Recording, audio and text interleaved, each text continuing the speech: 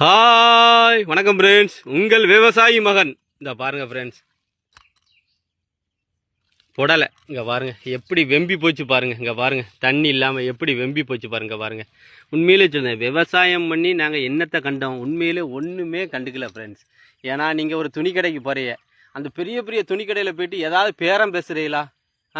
பேரம் பேசாமல் 1000, 2000, 3000 துணியில் கொண்டு போட்டு காசை வீணடிக்கிறிய. ஆனால் அங்கே பாருங்கள், ஒரு புடலை விளைய வைக்க எவ்வளோ கஷ்டப்படணும் தெரியுமா?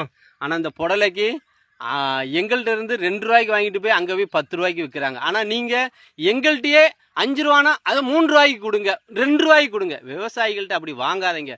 ஒரு வெண்டைக்காய் பறிக்க எவ்வளோ கஷ்டம் எங்களுக்கு தான் தெரியும். அது உள்ளே நின்று பறித்து எடுத்து வெளியில் வருது, அது 5 ரூபாய்க்கு போகுது. நீங்கள் 10 ரூபாய்க்கு கேட்க, அதுலேயும் 3 ரூபா கம்மி பண்ணி 7 ரூபாய்க்கு தரையிலாங்க. தக்காளி பழம் இல்லாமல் உங்களால் குழம்பு வைக்க முடியுமா? தக்காளி பழம் என்ன ரேட்டு?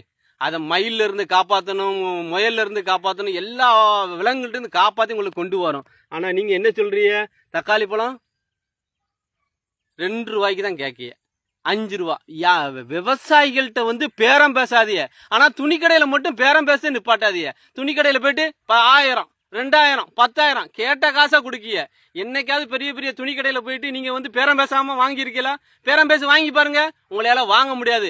அவன் வந்து கார்பரேட் உங்களைய வந்து நிர்ணயிச்சுட்டான். விவசாயி நாங்க வயத்துல இப்படி அடிச்சுட்டு தான் கிடக்கும். விவசாயத்துக்கு மதிப்பே இல்லை. உண்மையிலே சொல்றேன் ஃப்ரெண்ட்ஸ், விவசாய